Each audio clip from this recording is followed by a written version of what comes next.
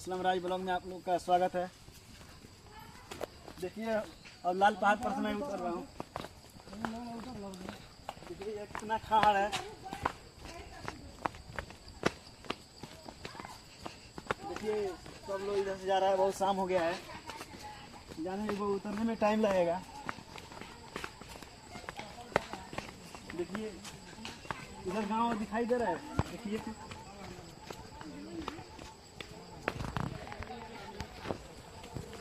देखिए इधर गांव है। देखिए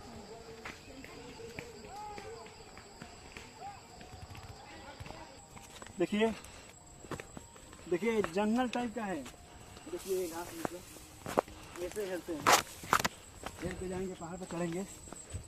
अब चलिए आगे दिखाते हैं। ये आम का पेड़ भी है, पहाड़ पे आम का पेड़ भी है, इधर बांस भी है। देखिए कितना अच्छा पतला पतला बांस है। हम लोग यहाँ थोड़ा मोटा मोटा होता है। देखिए कटहल की गाछ भी है इधर। देखिए इधर कटहल का भी गाछ है। अब चलिए आप थोड़ा यहाँ से उतरेंगे, आगे ये थोड़ा सा दिखाते हैं। आइए आइए लाइन से देखिए, लेकिन चैनल को सब्सक्राइब करें, लाइक कमेंट शेयर जरूर करना। चलिए अब यहाँ से उतरेंगे, ये रोड पे आ गए हैं, रोड पे। अब चलिए थोड़ा सा आगे दिखाते हैं। अब देखिए इधर लटका पुल भी दिखाते हैं। लटका पुल है,